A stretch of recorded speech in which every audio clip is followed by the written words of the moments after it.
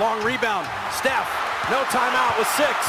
At 5, Curry for the lead.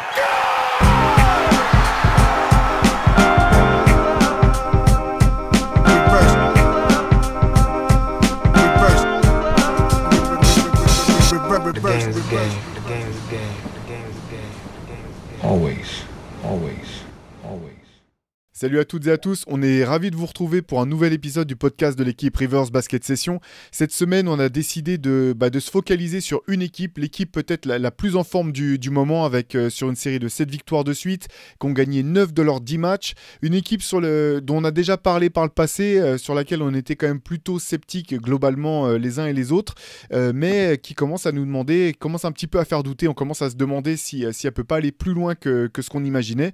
On parle bien entendu des Philadelphia Sixers, avec derrière un Joel Embiid de gala, tout simplement. Je pense qu'il y a pas mieux à dire. Shai, Antoine, bonjour à tous les deux tout d'abord. Et puis voilà, enfin, on va pas se cacher. C'est vrai que quand on avait parlé des Sixers jusqu'à présent, on était, je pense, tous les trois quand même plutôt sceptiques un petit peu sur leur capacité à aller très loin. Pas tant sur leur talent, sur la qualité du roster, mais peut-être sur le fait que ça puisse vraiment cliquer. Et finalement, en ce moment, voilà, Philly et les Sixers en pleine bourre. Est-ce que ça a fait changer un petit peu l'idée que vous aviez de cette équipe? Est-ce que ça a fait bouger un peu votre sentiment sur ce qu'elle est capable de faire cette saison? Oui, comme tu disais tout à l'heure, on était tous les trois à se demander si l'équipe allait pas exploser en cours de route. On trouvait que au niveau de l'alchimie, c'était bof pour être gentil entre Embiid et Harden, que le reste du groupe était exploitait pas son potentiel. Il y a la question de Doc Rivers, on imaginait des limites. Est-ce que c'est la fin? Est-ce que ce serait pas le premier à sauter s'il y a des soucis? Et il faut reconnaître que petit à petit, sans trop faire de bruit, ce qui n'est pas toujours le fort à Philadelphie ces dernières années, petit à petit, en profitant des petites périodes compliquées d'autres équipes, les Sixers sont remontés. Et oui, moi, là, je les trouve beaucoup plus intéressants et notamment Embiid, qu'on n'entend pas beaucoup et qui finalement taffe et se relance complètement dans la course au MVP. Je trouve que l'équipe est beaucoup plus cohérente et c'est au-delà de ce que j'attendais de leur part après les débuts compliqués, parce qu'il faut se rappeler ce qu'on disait sur l'un des podcasts début de saison où on trouvait que défensivement c'était compliqué, que c'était encore trop dépendant d'Embiid. Il y a eu la blessure d'Embiid, Harden qui était blessé aussi. On pensait que soit c'était destiné à exploser entre guillemets, avec peut-être des trades avant la deadline, un changement de coach. Au final, encore une fois, ça n'a pas fait trop de bruit et ça surfe sur une bonne dynamique en ce moment. Donc oui, plutôt agréablement surpris par ce que fait Philadelphie. Ouais. Moi, je sais pas, parce que j'ai jamais douté des Sixers sur la saison régulière. Donc, quelque part, je crois que même, j'avais annoncé premier ou deuxième, je crois, à l'Est cette saison. Donc, au final, qu'ils soient là aujourd'hui, troisième, deuxième ou premier, ne me surprend pas en soi. En fait, j'ai jamais eu de réserve sur la capacité de Philadelphie à gagner des matchs en saison régulière, notamment parce que c'est une très grosse attaque et que j'ai l'impression que pendant la saison régulière, être très fort en attaque, ça pèse plus que pendant les playoffs, même si c'est aussi important d'avoir une très bonne attaque en playoffs, évidemment. Donc, je ne suis pas vraiment surpris. Par contre, je reconnais faire évoluer doucement ma position. Ceux qui suivent le podcast savent peut-être que je suis un bon sceptique de Philly, même d'Embiid, que je trouve très très fort, mais dont je ne suis pas certain que ce soit vraiment facile de construire une équipe, toute une équipe capable d'aller au bout avec un pivot. Enfin bon, c'est une question de style, on va rentrer dans un grand débat, mais je ne suis pas encore très convaincu. Mais là, j'avoue que la dynamique actuelle, la manière, l'espèce d'équilibre qu'ils ont trouvé en faisant sortir Tyrese Maxey du banc, ce qui leur évite d'avoir Maxey et Harden ensemble, pour moi, c'est de l'overkill. Ce qu'on peut appeler de l'overkill dans les jeux vidéo, c'est que ça ne sert à rien. Tu as deux scoreurs qui remplissent vraiment le même rôle et qui ont la même faiblesse. J'ai l'impression que partager un peu plus leurs minutes, ça te maintient un certain équilibre un peu intéressant. Donc voilà, la rotation qui se dessine, plus l'état de forme d'Embiid, plus la saison très ouverte en général, je me dis que tu ne peux pas écarter Philadelphie de la course au titre. Tu vois, souvent, je les écartais un peu en me disant c'est vraiment un cran en dessous, c'est pas tout à fait pareil. Voilà, après, il y a des choses, mes limites sont toujours les mêmes sur le playoff. C'est comment ça va se passer dans la tête d'Embiid, comment ça va se passer dans la tête d'Harden, comment ça va se passer pour une équipe qui joue aussi souvent en post-up. et qui joue aussi lentement, et comment ça va se passer en défense, et comment ça va se passer avec Doc Rivers pour les ajustements. Ça, j'ai toujours les mêmes réserves, mais petit à petit, je reconnais que je me dis qu'il ne faut vraiment pas écarter les Sixers, quoi. Tu dois les respecter. Et là, tu vois, par exemple, sur une série contre Boston ou contre Milwaukee, pour moi, ce n'est pas certain que Boston ou Milwaukee sortent Philadelphie. Je mettrai toujours mon petit avantage sur Milwaukee ou Boston, mais je pense que ça se resserre vraiment, que l'écart se resserre en tête. Ouais. Ouais, c'est intéressant. C'est vrai que quand je disais qu'on était sceptique, c'était surtout sur leur capacité à aller loin en play-off. Hein. C'est vrai que, comme tu le disais, Antoine, sur la saison régulière, de toute façon, il y a suffisamment de talent, tu te dis, pour faire une bonne, voire une excellente saison régulière. Ce qui est intéressant un petit peu, ce qui peut, je pense, peut-être faire changer un peu ou bouger un petit peu la ligne, c'est les ajustements qui ont été faits. Moi, ce qui m'a fait peur un peu assez tôt dans la saison, c'est que j'avais l'impression que cette équipe jouait plus comme une équipe de James Harden que comme une équipe de Joel Embiid. Et là-dessus, il y a eu des ajustements. Je trouve quand même que le jeu s'est recentré autour de Joel Embiid, ce qui est la logique, vu que c'est le joueur le plus fort indiscutablement de l'équipe. Et je trouve que James Harden a bougé un peu là-dessus, que voilà, son rendement, il est excellent en ce moment. De toute façon, il y a un peu moins de monopolisation de la balle et il y a un meilleur équilibre, j'ai le sentiment, dans le jeu, en fait, du côté de Philly. Et finalement, si on sait maintenant que on ne retrouvera jamais le James Harden des Rockets, ça c'est sûr et certain, mais au bout du compte, si James Harden arrive à maintenir ce niveau de performance actuel en playoff, je pense effectivement que Philly a les ressources, a le talent en tout cas pour potentiellement aller loin. Là où on peut s'interroger un petit peu, alors outre le fait qu'ils ont aussi profité d'un ralentissement des concurrents, des équipes qui sont un petit peu rentrées dans le rang, d'autres comme Brooklyn qui ont perdu KD, forcément ça chamboule un peu. Milwaukee a eu sa mauvaise période aussi, mais même si ça va beaucoup mieux. Moi, c'est le fait qu'en début de saison, on s'était dit, et déjà au moment où James Harden est arrivé la saison dernière, l'intérêt d'avoir un mec comme Harden, c'est d'alléger le poids sur les épaules d'Embiid, parce qu'on sait qu'il arrive cramé à la fin de chaque saison régulière, et qu'en playoff, soit il est blessé, soit il est diminué, c'est compliqué. Or là, on est reparti sur un Embiid ultra dominateur, MVP-like, qui est meilleur scoreur de la ligue à l'heure où on parle. Il fait des chantiers incroyables. Le match contre Denver l'autre jour, c'est assez dingue ce qu'il fait statistiquement et les responsabilités qu'il a dans l'équipe. Mais à contrario, il faut aussi reconnaître que c'est beaucoup plus efficace quand c'est comme ça et que tu peux pas enlever ça à cette équipe. L'ADN, c'est de jouer pour Embiid, autour d'Embiid, et que ce soit Harden ou quelqu'un d'autre, il faut jouer dans ce sens-là, en fait. Ouais, clairement, de toute façon, il est trop dominant pour ne pas être servi. J'ai l'impression que petit à petit, je veux dire, il a 28 ans. Tu sens qu'il est dans la force de l'âge et qu'il est vraiment dans la pleine maîtrise de son basket. Là, Joel Embiid, il n'y a vraiment personne en NBA qui peut l'arrêter sur un match. Et c'est peut-être ça, là. Enfin, c'est une stratégie risquée. Tu sais, il y a toujours le truc de se dire, quand tu joues contre une équipe qui a une superstar aussi forte, de se dire, est-ce qu'on le laisse mettre ses 40 points et on coupe tous les autres, ou est-ce que lui, on le bloque à mort et on laisse plus d'espace. Enfin bref, vous m'avez compris. et après, justement, c'est pour ça que les Sixers, de toute façon, avaient fait venir Harden. C'était de se dire, bah voilà, si jamais Embiid est coupé, il faut qu'on ait d'autres mecs derrière qui soient capables de mettre des points. Et pour l'instant, je veux dire, Harden, dans son nouveau rôle, il est quand même très efficace aussi, mine de rien. Mais complètement. Les deux sont assez incroyables. Harden est un super playmaker. Il met ses points quand il faut. Ça donne une vraie machine à gagner. Voilà. Avec Philly, c'est toujours les mêmes petits trucs. C'est que quand ça roule. Mais dès qu'il y a les petits...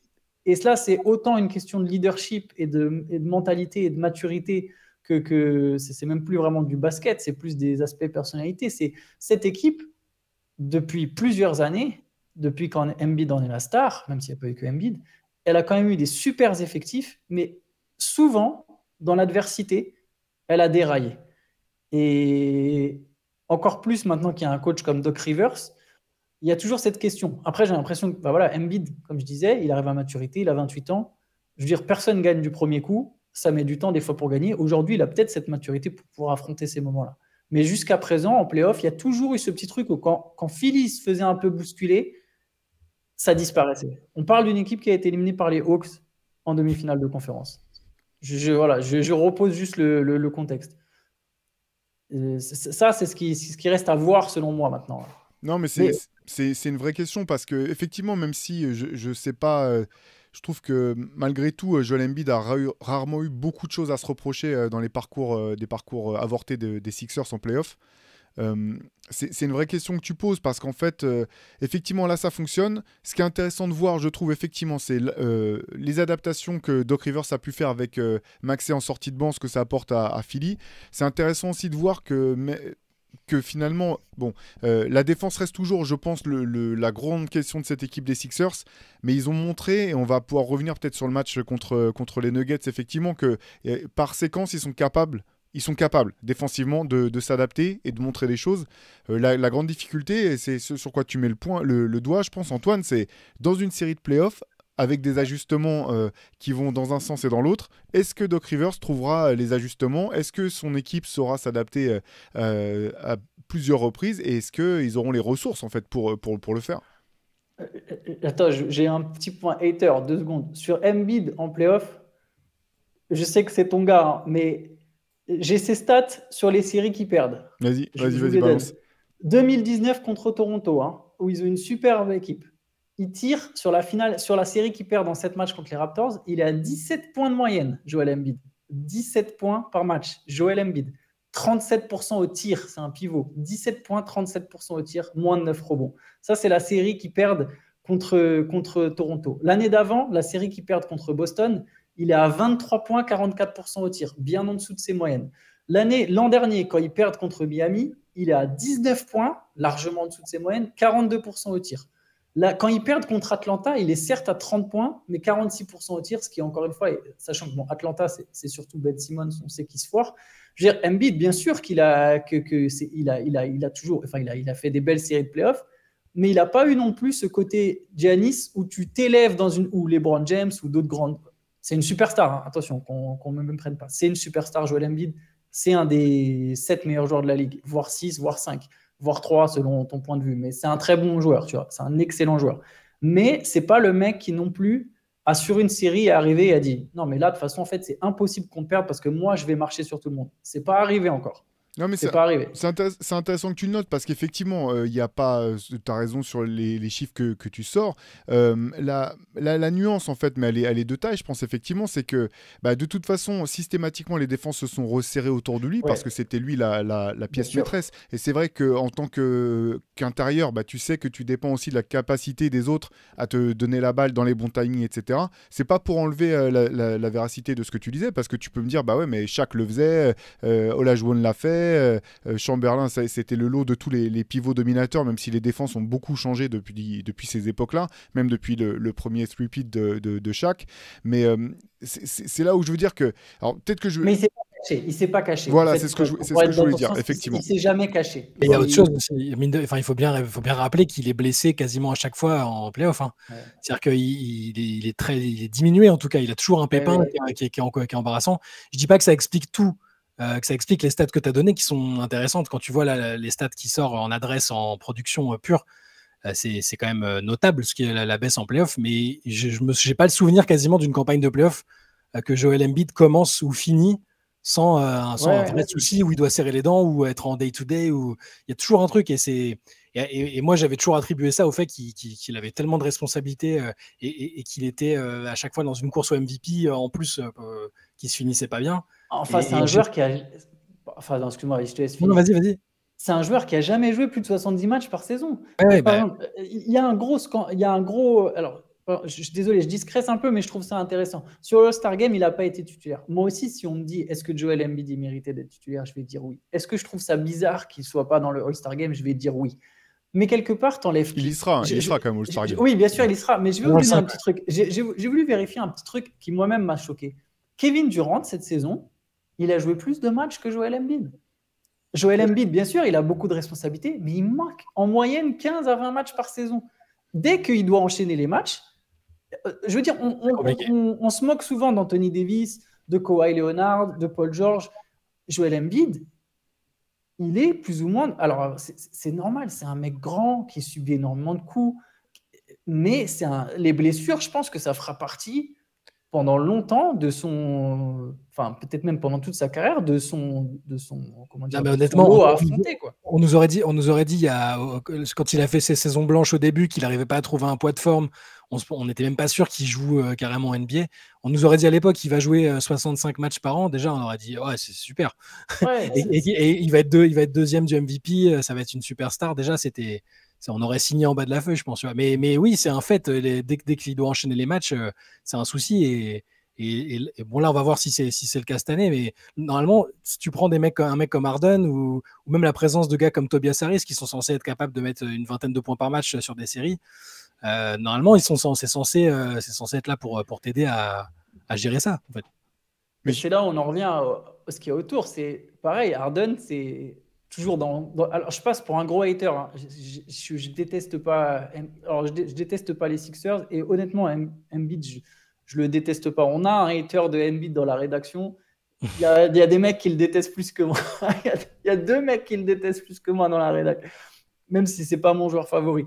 Mais Harden, c'est pareil, en playoff, c'est un mec qui a montré des limites. Alors, et pareil, des fois pour des questions de santé, et des fois aussi parce qu'il s'est caché, lui, pour le coup. Pour le coup, Harden, c'est systématique, en fait. Systématiquement. Ouais, en plus, ouais. C'est systématique. Et pour ce qui est de l'état de santé de Embiid en playoff, pour le coup, je te rejoins, Antoine. Ça fait partie de l'équation, en fait. C'est la même raison pour laquelle tu as parlé d'Anthony Davis. Moi, je me dis que c'est un super joueur, mais je miserais pas ma franchise sur sa capacité à pouvoir à être le point central, parce que justement, j'ai beaucoup de doutes sur sa capacité à enchaîner les matchs et à être là. Et effectivement, c'est une donnée qui fait partie de la performance. C'est aussi une des données qui font qu'aujourd'hui, on parle de LeBron dans la course au statut de GOAT, ou que c'est le GOAT pour certains. Et c'est un argument qui est valable, en fait, parce que jamais personne avant lui, dans le monde du basket, avait réussi à maintenir ce niveau d'excellence aussi longtemps. Donc ça rentre forcément dans l'équation, quand même.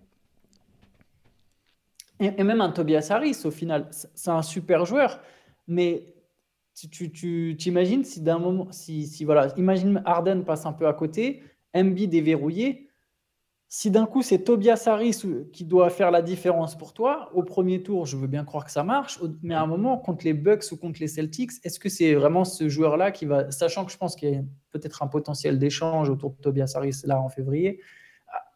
Après voilà, je me pose en celui qui veut essayer de contrer la dynamique. Mais j'en reviens à ce que j'ai dit au début.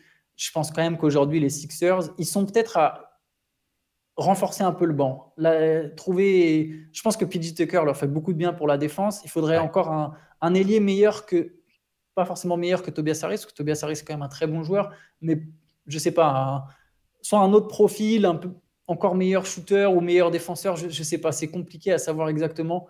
Ou quelqu'un qui est plus à même de vraiment jouer 3, parce que j'ai l'impression que de toute façon, leur 4, ça sera PJ Tucker. Mais ils sont pas loin. Selon moi, je pense qu'ils sont vraiment pas loin. Pour Tobias Harris, effectivement, en fait, le problème, c'est la perception qu'on a de lui à cause de son salaire. Parce qu'en fait, comme tu dis, c'est un super joueur NBA, en fait. Simplement, à un moment, il s'est trouvé à signer un contrat qui est normalement réservé à une option 2, voire à une option 3. Alors que je pense que ça peut être un joueur, ça peut être ta troisième option, comme ça peut être ton quatrième joueur, en fait. Tu vois, il est plutôt dans ce registre-là. Je pense que ça fausse pas mal, finalement, la perception qu'on a eu à un moment de ce mec-là. Et le fait aussi que de l'extérieur, tu as eu le sentiment ou l'impression, les choses ont donné l'impression que les Sixers l'avaient choisi Tobias Harris plutôt que Jimmy Butler, par exemple. Donc là, forcément, ça biaise un petit peu les choses. Shai, tu parlais tout à l'heure du match face à Denver du week-end dernier. Ouais. Je pense qu'on peut peut-être y revenir. C'était un match qui avait quand même beaucoup d'importance symbolique. C'était donc le face-à-face entre Joel Embiid et Nikola Jokic. Derrière le résultat de ce match, il y avait quand même vraiment la confrontation one-on-one des deux pivots, des deux meilleurs pivots de la NBA, sachant que Jokic est le double MVP en titre, et puis il est encore dans le top des principaux candidats à un troisième trophée de suite, et le fait que Joel Embiid soit arrivé deux ans de suite, deuxième derrière Jokic. Match remporté par les Sixers, avec un Joel Embiid assez extraordinaire, hein, quand même un match énorme du début à la fin, des deux côtés du terrain, au rebond, partout. Quel sentiment, on sent, avant que je vous donne la parole, là c'était clair aussi que Embiid avait envie de marquer les esprits, qu'il avait entouré ce match au feutre rouge sur son calendrier, qu'il voulait frapper un grand coup quelque part. Quel était votre sentiment, vous, après ce match ? Qu'est-ce que vous en avez appris ? Ce que tu viens de dire, c'est-à-dire que Embiid a vraiment pris le match à cœur comme un challenge. Et d'ailleurs, après, il y a eu des déclarations.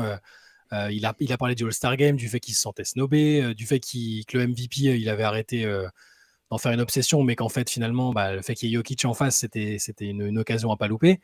Le fait qu'il est avec cette opposition-là qui arrivait, et les Denver, c'est quand même la meilleure équipe de l'Ouest, qu'il a répondu au challenge et qu'il a voulu se remontrer, parce que j'ai un peu l'impression ces dernières semaines et ces derniers mois que Embiid est très calme dans les médias. Enfin, il parle pas trop, alors que d'habitude, il aime quand même bien discuter.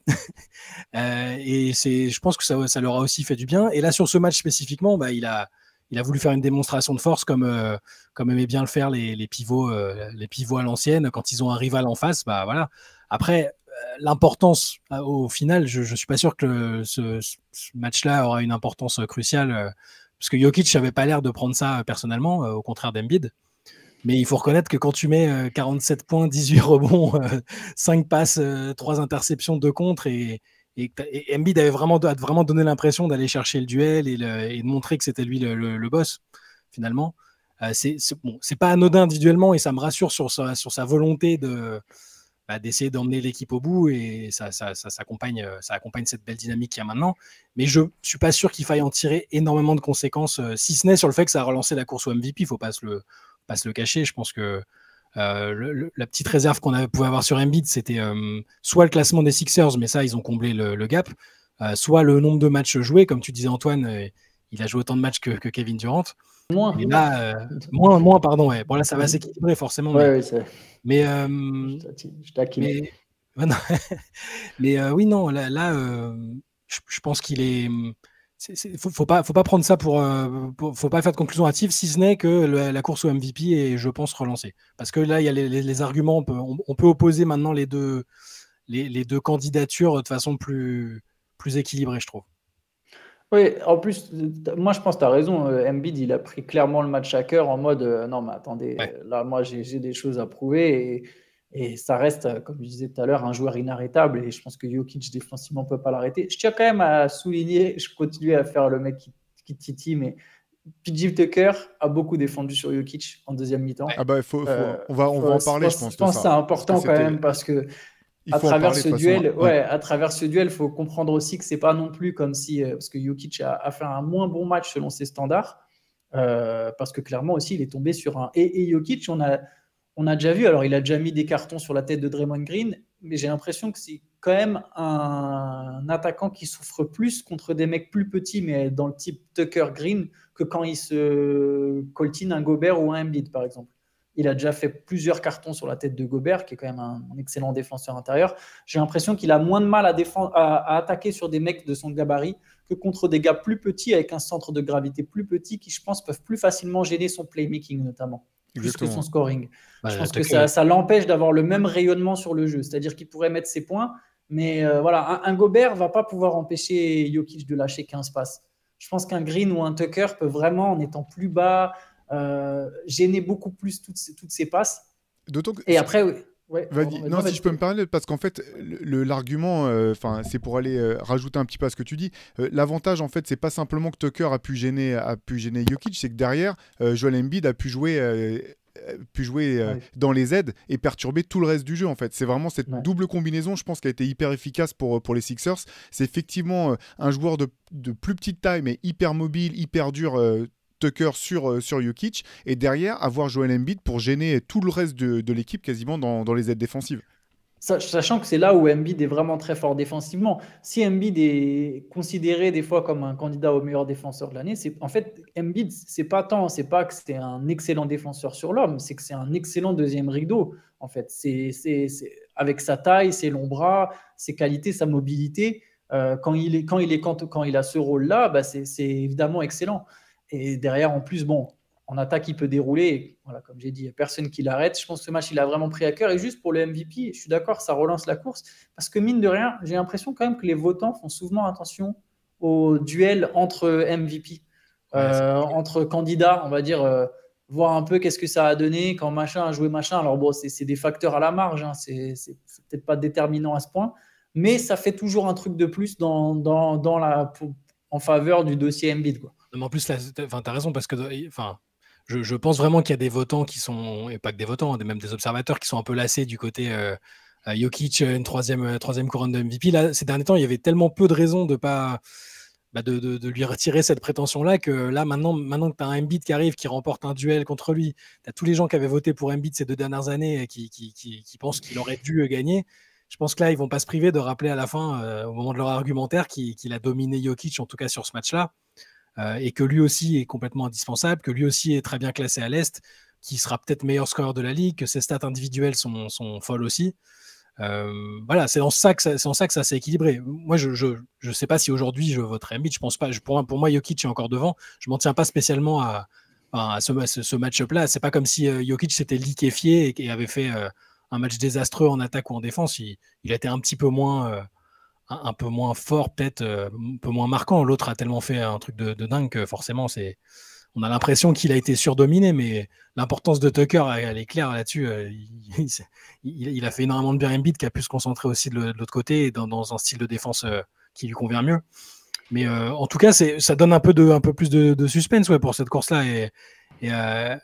Moi, Embiid, je l'avais pas mis en MVP dans les pronos de début de saison. Je l'avais mis en meilleur défenseur de l'année. Et je trouve qu'il il est aussi bien sur cet aspect-là. Ces derniers temps, on le voit aussi, ça va de pair avec la bonne dynamique des Sixers. Il est en train aussi de redevenir l'espèce de force de dissuasion, parce qu'il n'y a pas que sur les interventions qu'il fait directement. T'as un adversaire, tu vas pas tu vois Embiid dans la zone près du cercle, c'est ultra dissuasif. Le mec a une telle envergure, un tel gap que. Donc il y a ça aussi. Genre, je sais pas, il va peut-être encore, on parle de ça, mais il va peut-être encore faire une saison blanche sans MVP, sans défenseur de l'année. Mais je pense qu'au stade où il en est, et avec tout ce qui a été dit et fait jusque-là, je pense qu'il échangerait ça contre une participation au final. Hein. Ouais, c'est clair. Après, c'est vrai que si tu es meilleur marqueur de la ligue et défenseur de l'année, c'est dur aussi de pas être MVP. Hein. Le dernier qu'il a fait, c'est Jordan en 88, bien sûr. C'est même le seul qui a réussi cet exploit. Ce qui était intéressant, pour revenir un petit peu sur le match, effectivement, encore une fois, même si tout va pas reposer là-dessus, il a aussi été très bon à la fin du match. Il était clutch avec un step back, vraiment une situation de 1 contre 1 face à Jokic. Et puis, tout à la fin, il donne la passe décisive pour Tobias Harris.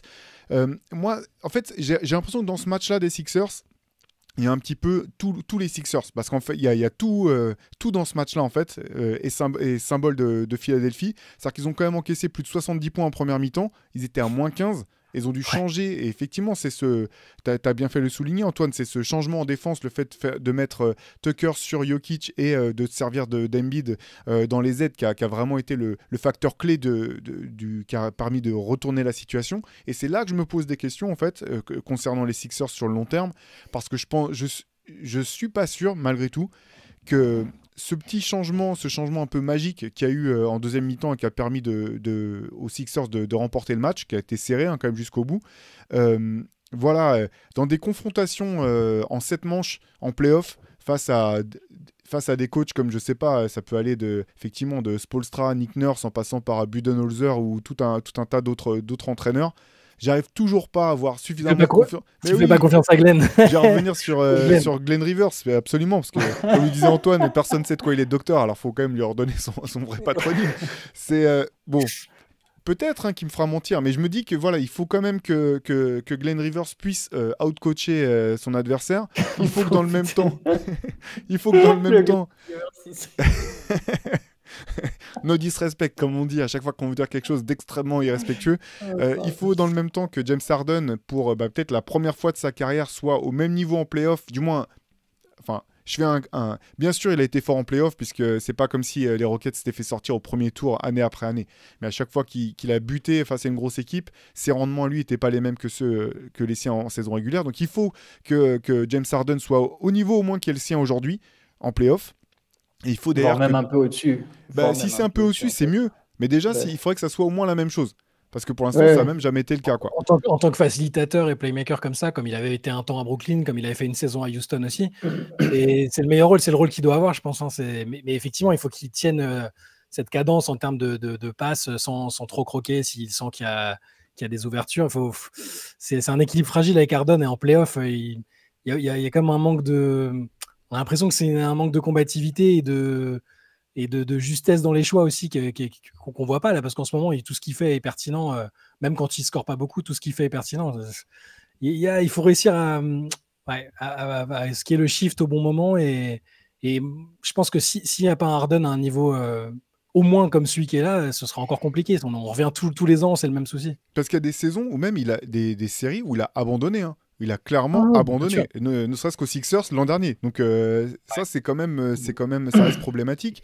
Et surtout, pour revenir sur le plan défensif, je pense pas que tu puisses espérer aller aussi loin que sont tes objectifs si défensivement, t'as pas une vraie assise. Et c'était assez intéressant dans les commentaires d'après-match d'Embiid qui a vraiment mis le doigt là-dessus et qui a dit clairement, moi, ce qu'il faut qu'on fasse, c'est que sur la fin de saison, on puisse montrer que défensivement, on peut être locked in, concentré, concerné du début à la fin des matchs pour attaquer les playoffs dans les bonnes dispositions. Et je pense que Philly, sans ça, peut pas vraiment espérer aller beaucoup plus loin. Et pour finir, et puis après, j'arrête un petit peu ma digression, sachant que Philadelphie a énormément de pression cette année parce que s'il le désire, James Harden peut être free agent cet été. Tyrese Maxey va demander une extension, une prolongation de contrat cet été qui sera conséquente et qui sera énorme. Et donc, il y a beaucoup de pression du côté de Philly parce que, voilà, Joel, il a été fidèle à cette équipe depuis le départ. C'est l'un, voire le meilleur joueur de la NBA. Donc là, en fonction des appréciations de tout un chacun. Mais je pense qu'au bout du compte, les Sixers sont l'une des équipes, voire l'équipe qui a le plus à perdre cette année en cas de sortie, précoce des playoffs.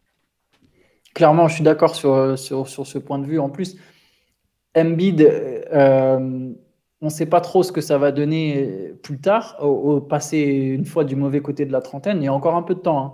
Mais avec le physique qu'il a et les blessures qu'il a, on ne sait pas combien de temps il peut vraiment tenir ce choc, notamment ce dont tu parlais, Shai, et le fait d'avoir autant de responsabilités. Ça peut jouer aussi un jour dans sa décision à lui de se dire, mais est-ce que je ne ferais pas mieux de jouer dans une équipe où il y a au moins un autre mec de mon talent, pas seulement pour aller gagner une bague, mais aussi pour que je prolonge quelque part ma carrière. Parce que là, si Embiid, il doit toujours jouer avec autant de possession, autant de... Ça laisse des traces sur le corps. Comme je disais, il a 28 ans aujourd'hui. Quelle sera la longévité d'Embiid? Je pense que la fenêtre de tir des Sixers, elle est courte. Elle est courte, et c'est peut-être même l'année, en plus de tout ce que tu disais sur le contractuel, Théo, c'est peut-être aussi l'année ou jamais. Les Sixers n'ont pas la même perspective d'évolution que les Celtics, même si Tyrese Maxey a beaucoup de potentiel. Je pense que ce n'est pas non plus l'équipe qui a le plus d'upside, Philadelphie, au final. C'est des joueurs quand même qui sont très dans la force de l'âge. T'as toujours ce risque d'être rattrapé par d'autres équipes derrière. Cette année, c'est ouvert. Je pense que c'est le moment où, s'ils ne gagnent pas maintenant, c'est dur de voir une vraie perspective heureuse au-delà de cette année. Au moins, je pense que s'ils ne font pas au moins finale de conférence, au bout du compte, c'est un échec. Parce qu'en fait, leurs objectifs, là, tu parles effectivement de la suite, mais là, ils ont des objectifs qui sont vraiment à court terme. Là, il faut qu'ils gagnent maintenant, en fait. Enfin, il faut qu'ils gagnent. Il faut qu'ils aillent loin, il faut qu'ils essaient de prendre un titre maintenant, en fait, quelque part. Et le problème, c'est que là, aujourd'hui, vous avez peut-être un avis différent, mais là, tu me dis, ils sont sur une série de playoffs contre Milwaukee ou Boston, et ils vont forcément, a priori, en affronter un des deux à un moment pour aller au bout.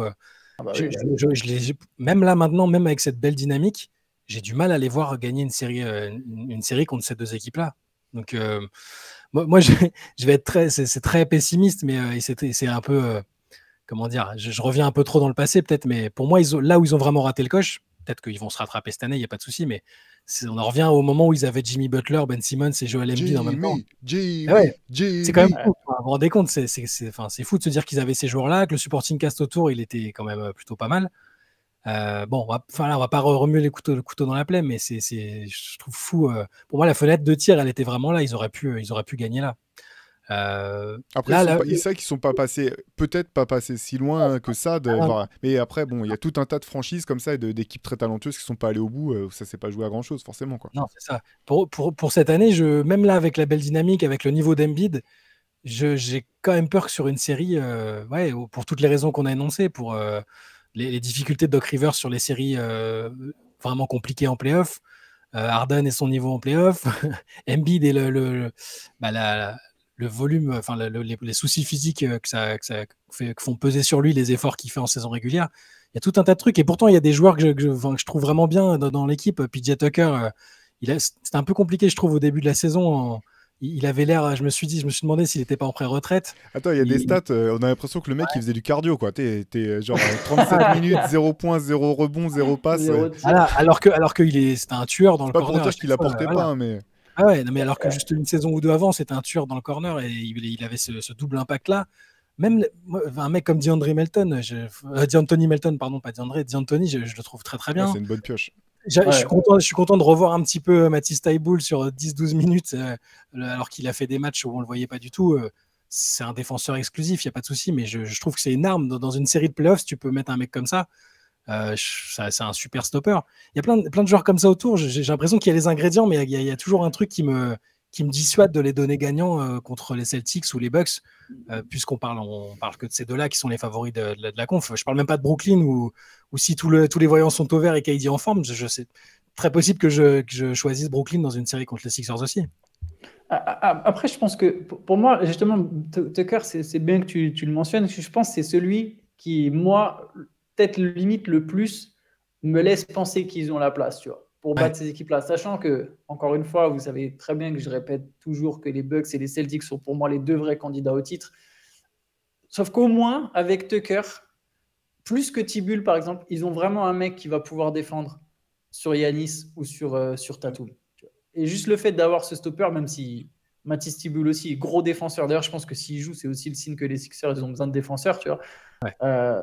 Là, d'avoir Tucker sur une série, il faut que Tucker, il lui donne, je sais pas ce qu'il faut qu'il lui donne à manger le matin, mais... Il donne rien à manger, justement. Ouais, rien à manger, et je sais pas, qu'il y ait Glenn Rivers qui passe derrière, qui lui met des petites steaks derrière la tête, tu vois, tous les matins, je sais pas, pour le vénère, parce que en playoff, ils vont avoir besoin que lui, il éteigne vraiment la star adverse. Parce que les Sixers vont se prendre des points. Les Sixers vont se prendre des points, en fait. Mais ils auront aussi besoin qu'ils puissent sanctionner. En fait, et c'est intéressant qu'on parle de Thybulle, parce que ce joueur-là, qui était intransférable il y a 2 ans, qui était presque pas joué, qui était quasiment sorti de la rotation de Doc Rivers en début de saison, la question, c'est quand tu as un jeune joueur comme ça, sur le développement de joueurs, en fait, Philadelphie, quels joueurs est-ce qu'ils ont développé ? Est-ce qu'il y a des joueurs vraiment qu'ils ont développés ?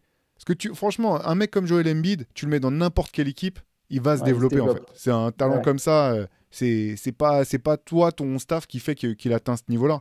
Et derrière, en fait, je trouve que c'est un peu la limite aussi de ce club, en fait, de cette franchise.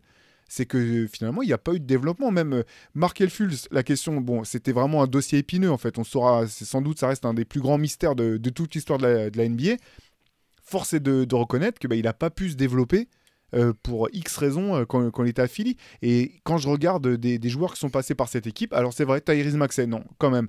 Tyrese Maxey, développement de joueur, alors dur de savoir si c'est lui intrinsèquement ou si c'est le club. Mais derrière, en fait, si tu veux vraiment aller loin, tu as aussi besoin de pouvoir amener les joueurs de rotation et qu'ils puissent être plus performants. Parce que le problème de PJ Tucker et de Thybulle, c'est effectivement tu vas en avoir besoin en défense, mais les meilleures équipes vont exploiter ça de l'autre côté, attaque, en disant vas-y, faut que tu marques tes points, hein, PJ Tucker, sinon personne marque, quoi. Ouais, c'est clair. Thybulle, c'est pareil, hein. Thybulle, après, il y a un match ou deux, il a fait 2 sur 4 à 3 points, il avait l'air un peu en... Ça va arriver une fois de temps en temps, mais c'est pareil, j'ai l'impression qu'il a besoin d'un déclic et peut-être d'une équipe... Où on va développer ce côté offensif chez lui. Je ne pense pas qu'il soit désespéré pour la cause. Il est jeune encore. Ça fait partie des joueurs que j'aimerais bien voir dans un autre contexte où tu as l'impression qu'ils peuvent s'épanouir ailleurs. Parce que honnêtement, sur les qualités défensives, il est incroyable. Enfin, en tout cas, quand il était en pleine confiance, il était incroyable défensivement. Surtout la défense sur l'homme, les contres, l'anticipation, tout ça, je le trouvais vraiment génial. Là, le revoir un petit peu, ça fait plaisir. Il est contre Denver, je l'ai trouvé bien sur les 12 minutes qu'il a joué. Ça a aussi coïncidé avec la phase où les Sixers ont pris le dessus. Donc, ouais, il y a de quoi faire, mais il y a toujours cette espèce de truc qui plane autour et qui fait que j'ai du mal à être optimiste, je sais pas. Moi, j'ai l'impression que les Sixers, ils sont one piece away, mais pas une pièce qui serait à eux. Ce serait plus un blessé en fait en face. J'ai l'impression que c'est quelque part le scénario le plus plausible. Ça peut arriver, hein. C'est tu joues Milwaukee sans Middleton ou Holiday, ou même Bobby Portis, je pense ou Brook Lopez. Je pense que ces mecs-là sont arrivés au stade où ils sont tellement importants que même leur absence peut te faire basculer une équipe comme Philly. Mais voilà, ou Boston à qui il manque un Robert Williams, tu vois, c'est pour moi le scénario le plus plausible selon lequel Philly passe une de ces deux équipes. Peut-être que je me trompe et qu'ils les taperont au complet, mais j'ai l'impression que je ne vois pas non plus dans ce qui est disponible comme renfort. D'autant qu'ils n'ont pas Ils beaucoup de n'ont marge pas de... de quoi faire. non Ouais, plus. ils n'ont pas de pic, ils n'ont pas, Et ils ont dans pas beaucoup ton article, d'atouts. dans ton article sur les moves possibles à faire pour chaque équipe, Je crois que je leur ai mis Bojan Ah, Bogdanovic. Non, j'allais te c'était en demander. cible. J'avais mis en cible Bojan Bogdanovic, mais Ouais. je n'avais pas vraiment vérifié à quel point c'était faisable. Je ne sais plus même plus ce que j'ai écrit. Après, ils ont des salaires. Le problème, c'est comme ils ne développent pas de joueurs, comme tu l'as dit, en fait, c'est des équipes qui font venir des vétérans chaque fois. Donc, il faut les payer. Ils n'ont pas des contrats. Enfin, il y a toujours une petite. C'est pas simple, en fait. Aujourd'hui, leurs assets, c'est quoi? C'est du Furkan Korkmaz, du Matisse Thibault. Ah, mais il joue plus. Taiboul, voilà, plus. c'est ça. C'est pas des joueurs qui vont te rapporter beaucoup. Montrez Harrell, on sait très bien qu'en playoff, il sert à rien. Donc leur banc a des limites. DeAnthony Melton était une très bonne pioche, mais eux, ils peuvent pas le transférer aujourd'hui. Ils sont obligés de le garder. Ils en ont trop besoin. Donc derrière, tu as quand même une rotation qui est intéressante, mais qui est assez serrée, avec des joueurs qui sont capables de contribuer, mais il y a toujours contribué pendant la saison régulière, contribuer sur quelques minutes au premier tour et contribuer quand tu arrives en Game 6 ou Game 7 d'une finale de conf, quoi. Est-ce que tu vas vraiment miser sur George Niang quand tu es à moins 12, à 10 minutes à jouer dans un Game 7 contre Milwaukee? Est-ce que tu vas vraiment te dire, ah là, je lance George Niang, il va nous mettre 4 paniers à 3 points? Il en est capable, tu vois, mais est-ce que c'est vraiment le truc sur lequel tu veux miser à ce moment-là, tu vois? Il y a ces trucs-là, alors que, je sais pas, je suis les Celtics, j'ai aucune crainte à faire jouer Peyton Pritchard ou Grant Williams, tu vois. C'est des mecs, je les fais jouer Pat Connaughton, il n'y a pas de problème. Chez Game 7, qu'est-ce que tu veux? Pat Connaughton, il sera sur le terrain, tu vois. Des mecs comme ça, c'est ça un peu qui manque aussi à Philly, tu vois. Je partage, en fait, surtout si on parle de cette course à 3 équipes, Boston, Milwaukee, Philadelphie, en partant du principe que les 3 équipes sont au complet. En fait, moi, la raison pour laquelle je mets Philly derrière les 2 autres, c'est parce qu'en fait, j'ai l'impression que Milwaukee et Boston, ils peuvent passer à côté d'un match dans un secteur du jeu. Comme ça arrive tous les playoffs, toutes les séries, ça arrive un match, t'as pas d'adresse, un match, t'es pas en défense comme il faut. Mais j'ai l'impression quand même que le plancher est vraiment... Il est jamais très très bas. Alors qu'en fait, du côté de Philly, j'ai l'impression que le plancher il peut vraiment céder sous les pieds et que ça peut être un problème récurrent en fait. Et j'en reviens encore une fois à la défense. Je suis pas sûr aujourd'hui que cette équipe de Philadelphie elle soit vraiment capable de défendre dur, ou du moins suffisamment pour pouvoir contrer des équipes de ce type-là sur une série de 7 manches. Et parce que aussi, voilà, on en revient. Je fais pas une fixette là-dessus, mais parce que j'ai pas confiance dans la capacité de Doc Rivers à trouver les ajustements et à pouvoir faire des miracles entre guillemets dans des séries de ce niveau-là en fait. Surtout s'il mène 3-1, c'est ça que tu veux dire? C'est ça. Non, mais c'est vrai parce qu'en fait, tu parlais aussi de Melton. C'est un des rares joueurs, un des rares vrais two-way players de cette équipe au bout du compte. Il va pouvoir défendre, il va pouvoir attaquer, Embiid va pouvoir le faire. Et derrière, il n'y en a pas tant que ça des joueurs dans cette équipe. Tu as des défenseurs exclusifs et des mecs qui peuvent mettre des points. Et tu sais, enfin, vous savez tous que c'est exactement ce que tu disais, Antoine, c'est que quand c'est serré, tu es obligé de réduire ta rotation. Et là, tu peux pas aller chercher un mec du bout du banc qui sait un peu bien faire de la défense et de l'attaque si tu n'es pas sûr de ce qu'il va pouvoir t'apporter, quoi.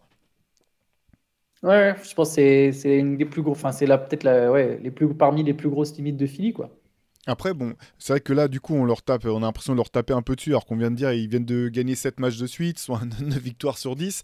C'est vrai qu'en fait, sur le papier, il y a les ressources. C'est plus, j'ai l'impression que l'histoire nous a appris jusqu'à présent à être plutôt frileux, alors qu'à l'inverse, finalement, on pourrait dire, ça va être totalement absurde, mais parce que là, ils n'en sont pas au même niveau, mais Miami, je sais que vu le personnel, vu le coaching staff, c'est une équipe dont je vais pas dire que je sais qu'elle va être forte en playoff, parce qu'ils sont encore, quand même, leur saison, elle est vraiment très compliquée. Mais il y a l'histoire m'a appris à avoir confiance dans la capacité de Spoelstra à pouvoir s'adapter, dans la capacité de certains joueurs à hausser leur niveau. Donc, je dis pas du tout que Miami est plus fort que Philadelphie aujourd'hui, hein. Mais j'ai l'impression que c'est un peu sur ces aspects-là qu'il y a encore pas mal de points d'interrogation autour de cette équipe de Philly, malgré leur très gros niveau de forme du moment. Sachant que c'est potentiellement une série du premier tour, hein, Philly-Miami. Ouais, je serais pas serein avec Jimmy Butler contre les Sixers sur une série. Je serais pas serein à la place de Philadelphie, honnêtement. C'est exactement ce que je pense que tu as dit. une équipe comme Miami, tu sais que même si c'est compliqué, ça va hausser le niveau. Le coaching, il est impeccable. Et encore une fois, c'est vrai qu'on a toujours l'impression de dégommer Doc Rivers comme si c'était un coach débutant ou autre. C'est pas du tout le cas. Il a plein de qualités. Au niveau de la façon dont il communique avec les joueurs, j'imagine que, il y a plein de mecs qui l'aiment bien. Il a déjà gagné un titre. Alors, on peut attribuer ça à plein de choses, hein, mais moi, depuis que Daryl Morey est arrivé aux Sixers, j'ai l'impression que c'est pas le coach qu'il a choisi et qui prépare un truc et qu'il attend la moindre occasion. Sauf que finalement, là, il n'a pas eu l'occasion de mettre le coach qu'il voulait en place parce que les Sixers sont mis à bien jouer au bon moment. Mais pour en revenir au fait que c'est peut-être la saison, que c'est l'équipe qui a le plus de pression, je pense que là, si le parcours en playoff n'est pas satisfaisant, je pense que là, on va ce coup-ci avoir un changement de coach à la fin de la saison et c'est peut-être ce qui va tout débloquer. Je veux pas tout mettre sur Doc Rivers. Il y a plein d'autres. On a assez dit de choses sur James Harden et même sur Embiid ou sur le supporting cast pour pas tout mettre sur Doc Rivers. Mais parfois, c'est ce qu'il faut aussi. Hein. Il y a des équipes comme Toronto, dès qu'elles ont changé de coach, boum, ça s'est transformé ou les Warriors. Il y a eu d'autres exemples par le passé, mais j'ai l'impression que Philadelphie, c'est peut-être ça aussi. Pas qu'une histoire de personnel, de joueurs, mais aussi le besoin d'avoir un souffle et une voix nouvelle au coaching.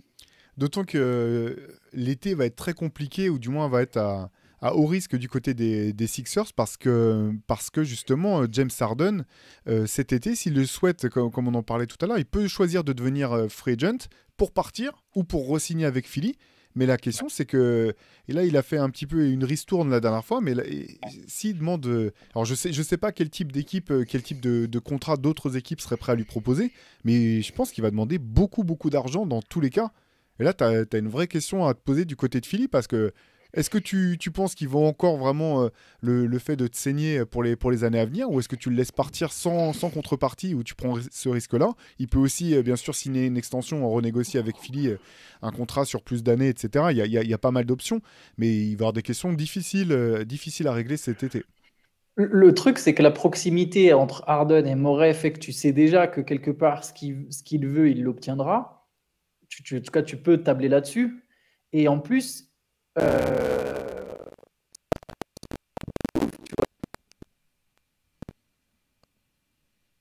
de flexibilité, mais t'es pas sûr c'est dur de trouver une deuxième star comme Harden. Ils ont aucune garantie que dans les 3 ans qui suivent, parce que comme j'ai dit non plus, Embiid à un moment, c'est maintenant, tu vois, qu'il faut gagner. Ils sont pas sûrs de retrouver une deuxième star aussi forte qu'Harden. Donc c'est très. J'ai l'impression qu'ils sont déjà dos au mur et qu'ils sont déjà contraints de le re-signer en fait. Ils sont déjà contraints pour le simple fait que ils sont pas sûrs de trouver mieux et que du coup le choix de casting il a déjà été fait et là c'est là où on peut remonter jusqu'à Jimmy Butler et se dire mais l'erreur fatale elle est peut-être en 2019 quand la deuxième star idéale pour Joel Embiid ils l'avaient et ils l'ont laissé partir et c'était Jimmy Butler et ils ont préféré Ben Simmons, Tobias Harris, ce que tu veux, alors que le joueur qu'il faudrait le plus autour d'Embiid ce serait peut-être Butler. Moi, je ne suis pas sûr je suis quasiment persuadé qu'Harden il va rester à Philly. Et par contre, s'ils perdent encore, alors Embiid a plein d'années de contrat, mais on voit qu'aujourd'hui, je ne pense pas qu'Embiid va demander son départ, il a l'air d'être attaché à Philadelphie, etc. Et je pense qu'il tient au fait d'être l'homme d'une franchise. Mais à un moment, oui, changement de coach, je suis d'accord avec toi, Shai, mais à un moment, lui aussi il peut mettre la pression en fait pour partir. Lui aussi, à un moment, il va dire non, mais j'en ai marre, j'en ai juste ma claque, ça ne marche pas. Je me barre. Je pense qu'il y a eu des moments avant qu'il prolonge ou avant que Ben Simmons parte aussi, avant qu'il y ait tous ces épisodes avec Ben Simmons, on sait que les Warriors étaient très, très, très chauds pour aller chercher Embiid. Bon, là maintenant, il est prolongé, je crois, jusqu'en 2027, 26. Donc bon, il y a de la marge. Ça, on sait ce que ça vaut, hein, Ouais, voilà. Quand une star veut partir, elle part. Ouais, voilà. Après je pense qu'aucune équipe dans la ligue a les atouts pour récupérer Embiid via un trade. C'est un peu comme Kevin Durant, c'est des transferts impossibles. Mais c'est une équipe qui, moi, je pense, le scénario que tu anticipes, Théo, qui est un scénario, entre guillemets, pas catastrophe, mais délicat, c'est Harden, il prolonge pour une belle somme d'argent. Maxey, il est prolongé. Et c'est ça ton équipe. Et tu te débrouilles avec ça. Et c'est ça, et tu dois gagner avec ces mecs-là. Exactement, et le scénario catastrophe, c'est il se passe ça, et un an après, Embiid dit je veux me barrer parce que l'équipe, on va nulle part. Elle marche pas. Parce qu'effectivement, par rapport à ce que tu disais, le fait qu'il ait envie de rester l'homme d'une équipe, c'est intéressant. J'entendais la journaliste américaine Ramona Shelburne là, qui parlait justement d'Embiid et de son attachement à la ville de Philadelphie. Elle laissait entendre que voilà, il était vraiment hyper attaché à la fanbase, à la ville, à la franchise, et qu'elle se voyait pas en fait, elle le voyait pas, pardon, demander un trade en acceptant d'être le sale mec dans l'affaire, en gros, quoi. Donc elle n'imaginait pas demander un trade à tout prix ou après un sale passage en play-off ou un truc comme ça. Mais par contre, effectivement, là, son prime, c'est maintenant qu'il est en train de se jouer. Si jamais Philly devait se planter pour des raisons autres que ses performances à lui, et que derrière l'équipe, tu repars simplement avec la même équipe sans la faire progresser, et qui se dit mais on va nulle part avec ce groupe-là, c'est pas impossible qu'il demande à se faire échanger. Effectivement, c'est compliqué de mettre en place un package pour un joueur de ce style-là, et surtout que voilà, il va pas juste demander à partir à Oklahoma City, il va demander avec des équipes avec qui il pourra jouer le titre à court terme. Donc c'est toujours ça la grosse difficulté. Mais on a vu aussi que finalement les stars, quand elles voulaient partir, elles partaient et elles allaient à peu près où elles veulent. Oui, il est pas chez Clutch Sport, c'est bon. Il faudrait qu'il trouve une franchise qui veut bien le laisser partir avec l'équipe de France, hein, bien sûr, s'il demande son trade. Parce que tout ça ne nous dit pas s'il va jouer avec les Bleus. Hein. C'est dossier toujours en cours, question toujours aussi sensible et clivante. Il vient d'acquérir la nationalité lituanienne pour se donner plus d'options.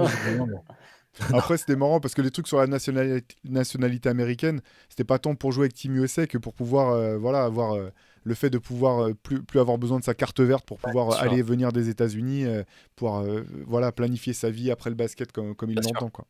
Non, c'est sûr. Non, je sais que tu le sais, mais parce que sur Twitter, on voyait passer pas mal de choses à ce sujet-là. Bon, je pense que c'était un petit peu trompeur, quoi. Ouais.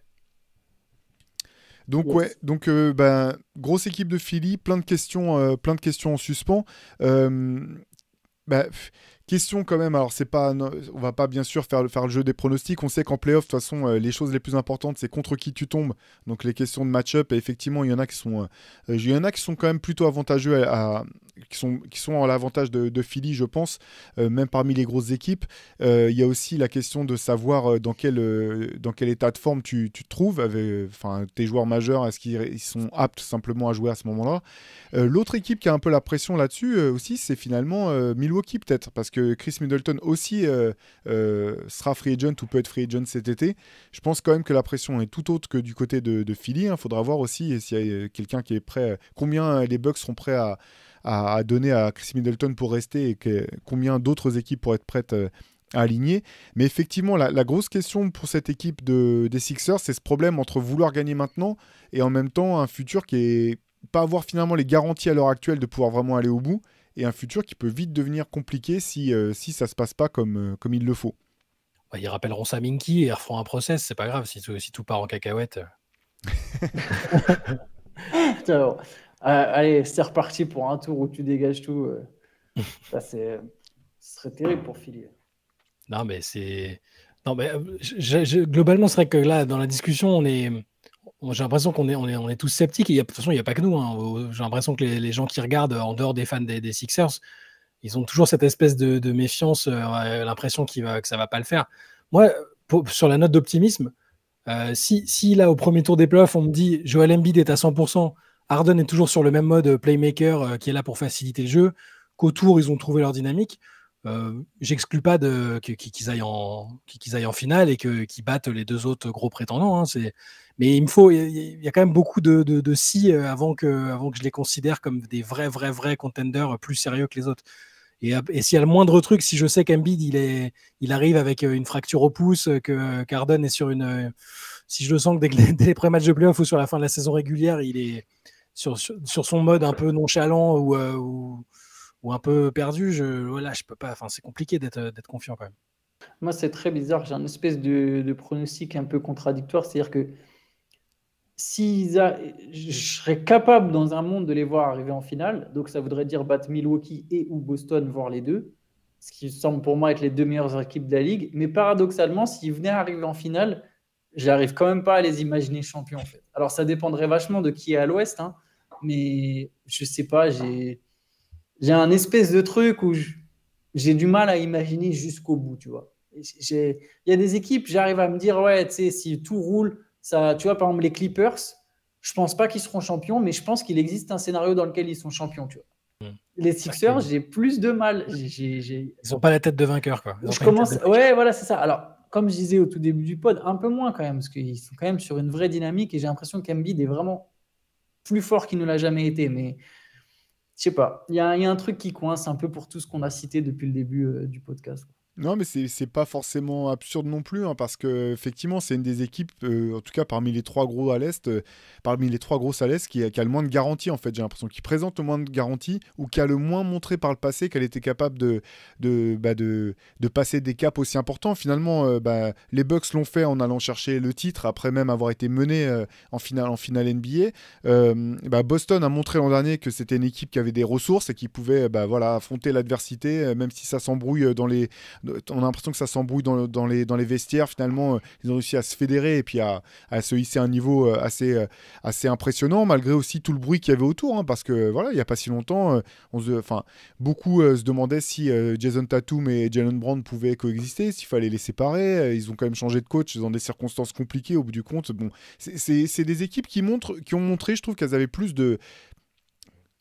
C'est des équipes qui ont montré par le passé qu'elles avaient la capacité mentale à se ressouder et à passer des obstacles, alors que pour l'instant, Philadelphie ne l'a jamais fait, en fait, tout simplement. Clairement. Non, mais c'est exactement ça. Hein. Très bien résumé. Ouais, donc, bon, de toute façon, on va suivre ça. Ça va quand même être assez intéressant. On sait que les All-Star Games, c'est plus. Enfin, on va pas faire les vieux qui regrettent parce que même dans les All-Star Games de notre jeunesse, ils n'étaient pas tous, comment dire, disputés. Mais ça peut être marrant quand même de garder un œil sur les oppositions Jokic, Embiid de All-Star Game, voir s'il y en a un qui essaie de monter un peu le niveau ou de jouer un peu de 1 contre 1 en isolation, ça pourrait être marrant à suivre. Ça sera intéressant finalement aussi de voir cette course au MVP, cette course aussi parce qu'on a parlé juste du titre de MVP, mais Jokic a aussi dégagé Embiid de la first team All-NBA les 2 dernières saisons, puisque c'est lui qui a pris le spot de pivot, donc ça aussi je pense que ça fait mal à l'ego du côté de Joel Embiid. Tout ça sera intéressant à suivre. Allez, un petit pronostic quand même à la volée. Finale de conférence pour les Sixers, vous y croyez ou pas ? Non, parce qu'ils passeront forcément par. Je pars du principe qu'ils ne seront pas premiers à l'Est et que du coup, ils joueront forcément Milwaukee au 2e tour. Et je vais rester quand même sur mon avis que les Bucks sortent les Sixers. Ah, je vais dire non aussi, là, comme ça.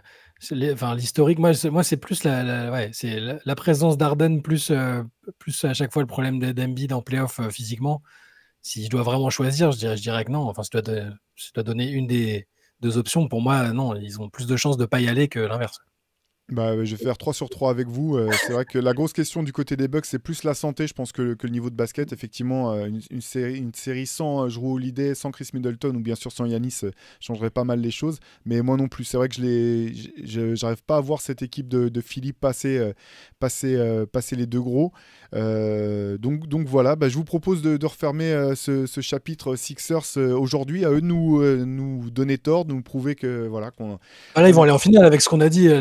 3 sur 3, c'est sûr, ils sont champions, vous pouvez miser dessus. C'est bon, hein. Je pense à la même chose. Bon, moi, je serais ravi de voir ça. Hein. Je serais ravi de voir vraiment le Dr. Rivers en playoff faire son office.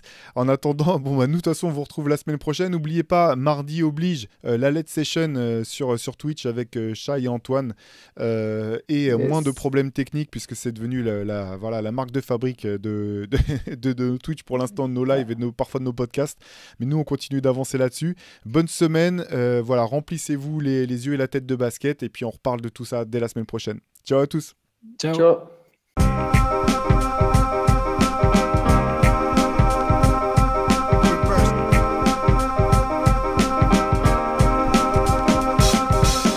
Out there, and it's either play or get played.